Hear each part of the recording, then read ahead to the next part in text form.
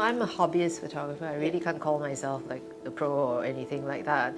So as I started out, I always feel that do what you are familiar with, right? So my day job led me to feature firstly, well, me first, led me to feature firstly my father.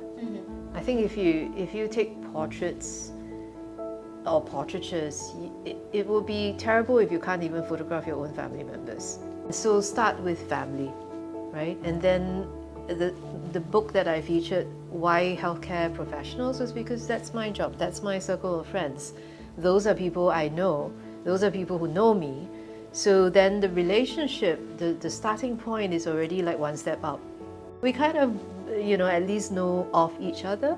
And so there's a certain amount of trust also because we're all healthcare professionals. There's a certain amount of like trust and willingness to share. And so start with that. So in conversations about, that speaks to people, it's not useful to think of some very far-fetched concept. I think it's always good to know what you are familiar with, what you know so deeply inside you that you already have a direction sense or you know how to do this, right? So start with what you know. And then it is easy to understand, right? That will come across, that message will be real. It needs to be realistic. It needs to be the truth.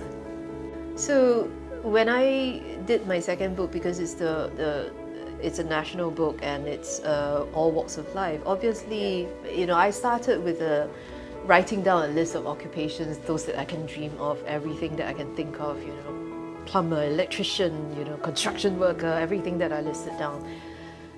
I then started looking at my own circle of friends and see who would already fill. There are people that I know as acquaintances, people who I've encountered in my social circle or doing certain sort of like through the charities maybe.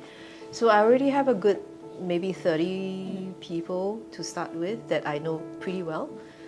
And then I had referrals, friends of friends. And I made sure that I told everybody, even public medal winners and Hall of Famers and everything. I said, I'm not listing your CV. I'm talking about your journey in life. I like the idea of seeing a woman through the entire spectrum of life and not just zoom in on the lump that you have or treating an acute problem and then off you go and I never see you again. So I think I can photograph women much better than I can photograph men. So I guess it's that intimate understanding of women and what makes their muscles relax and warm up to you, what conversation works. That comes with 30 years of practice, I guess. Again, it's what I know.